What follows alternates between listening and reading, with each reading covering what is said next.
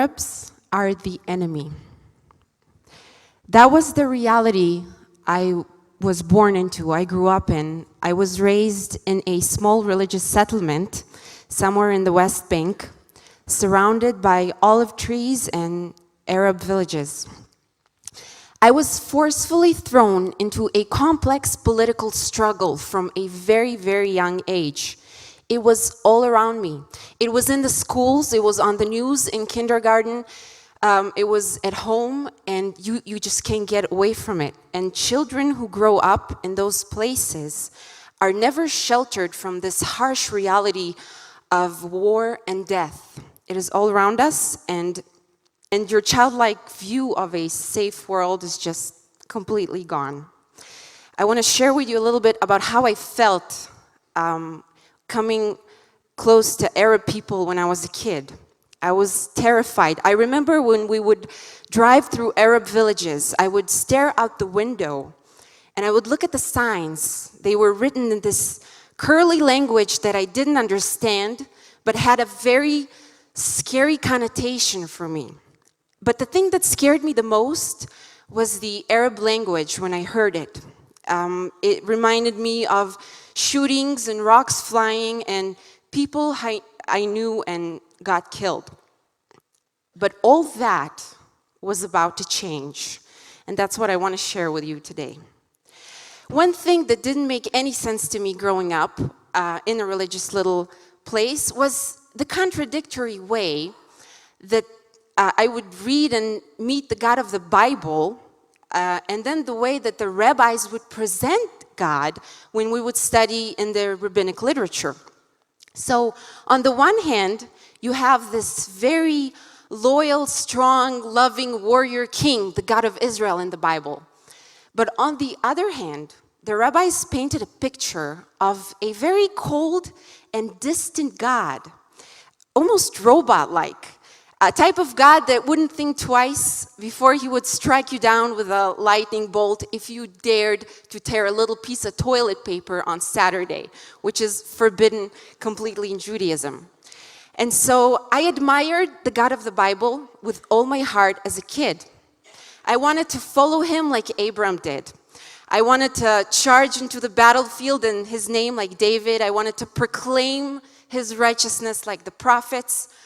But at the same time, I was so angry at the God that the rabbis painted.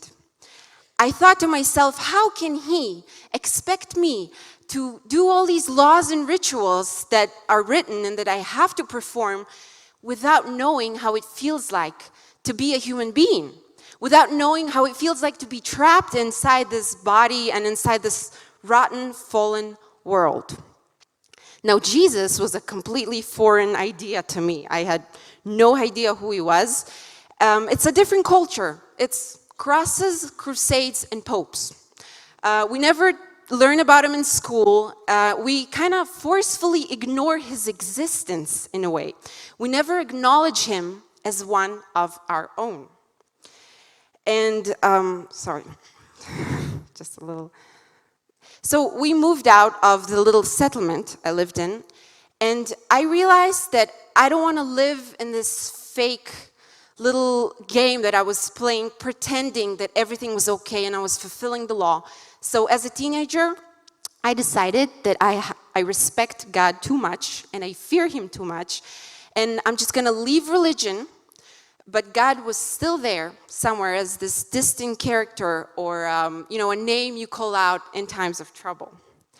So back to the idea of Jesus in the Jewish mind, we would never even consider following him because for us, it will feel like a betrayal of the God of the Bible, the God of Israel, that even though it's kind of distant from us at the moment, it still has this really strong grip in every Jewish heart.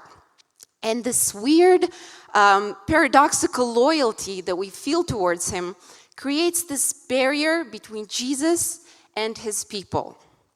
Now, that same exact barrier crashed down to the ground with me the first time I opened chapter 53 in the book of Isaiah. We call it the forbidden chapter. We're not allowed to talk about it or to ask questions about it. We just skip it. The first time I read it, something happened. I recognized him, I saw him, and all my questions were answered at that same second. And I realized that he knew what it was like to be a human. He knew exactly, and he made a way for us to get to him because we couldn't do it by ourselves. Sorry. And that moment when it happened, I started seeing the world through Jesus's eyes. Everything was different, like a blank page. My life just completely changed, and I wanted to know more. I wanted to learn more about him. And so I signed up to study at the One for Israel Bible College that we have. And I want to share with you the first time I sat in the chapel. They had a worship service, and they started singing a song in Arabic. And I sat there, and I remember every note that they played took off layers and layers of fear, hate, pain, war, everything that was just choking me. Every note that they played and every word that they said in that same language that terrified me to death a few years before sounded like the most beautiful thing in the world to me. And that, my friends, is the power of the gospel. It has the power to clean and heal and make us new again.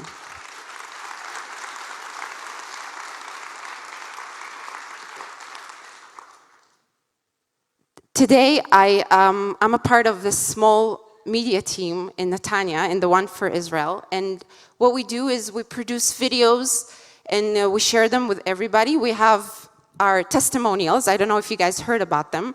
It's the I Met Messiah videos where we have Jewish people just sharing their experience in finding God. We also have some Israeli testimonies. They sit there, they tell their story. It's not easy to come out. We call it coming out of the Messianic closet. It's not easy. You get a lot of bad reactions from people in the street, but people do it. We started doing it. And we also have a series of apologetic videos in which we take arguments that rabbis make against Jesus and we just tear them apart.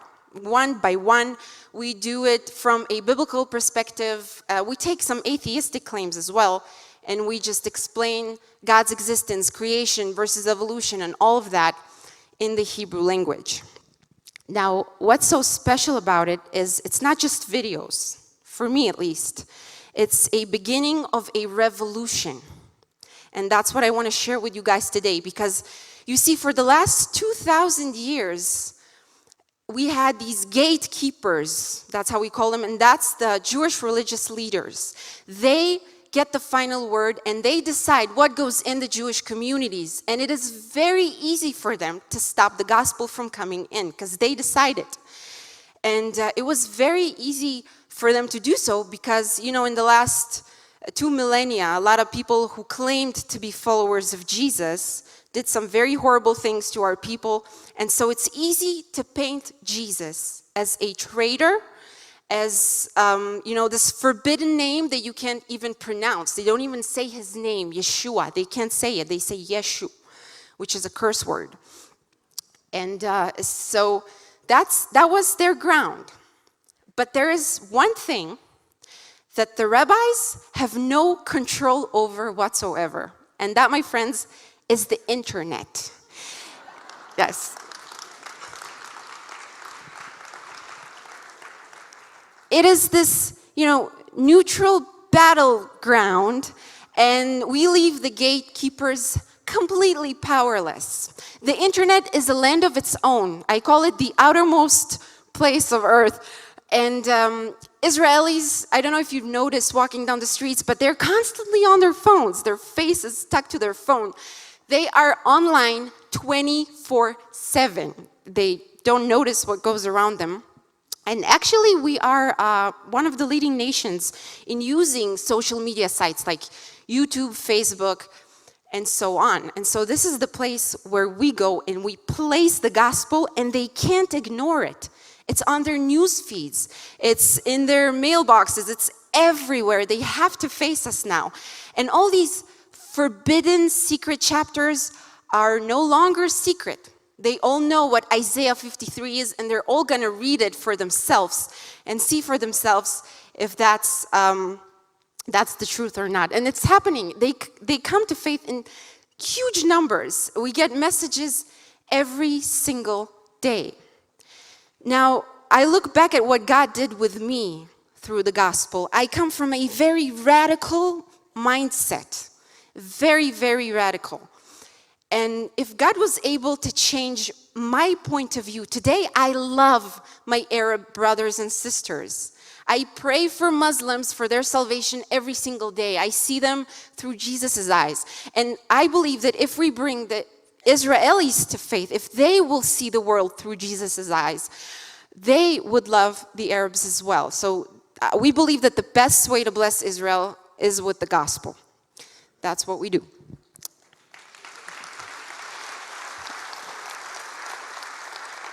I want to share with you, first of all, it's not easy to say these things to the Israelis. They're pretty mad at us. The leaders, the religious leaders, want to stop us every way they can.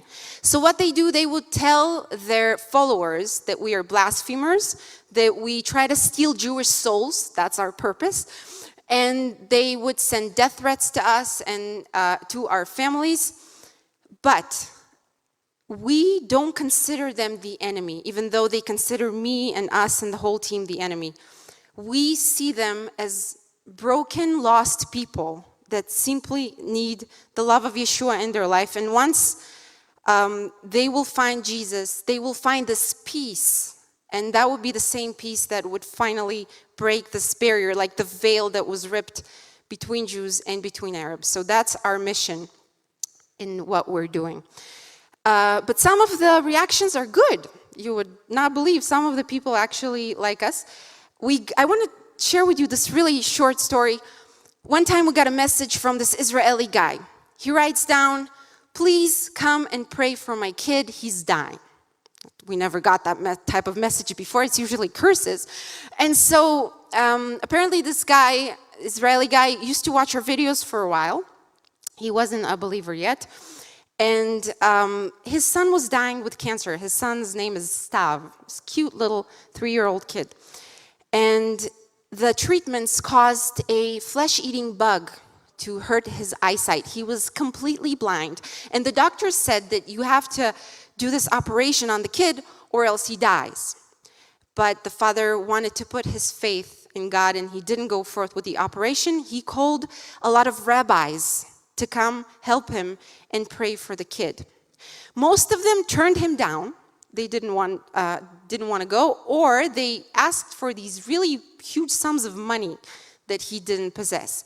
So when he contacted us, me, Eitan, and Moti, the 3 people you'll see in the videos, went down to the hospital and we prayed with them and their families, and his family. And I got to play a little bit with little Stav. We became friends. You know, he couldn't see, but apparently you don't need eyes to play. It's like this universal language. And that was it, and we left. And 3 days later, the doctors called in the family, and they said that the cancer was gone. And that no operation was needed. But that is only the beginning of the miracle. That's just the small part. Because what happened later was his brother Jacob, who used to be really much against us, he would argue with him about our videos and how bad they are, he came to faith. And then their sister came to faith, and their mother, and the whole family dedicated their lives to Jesus.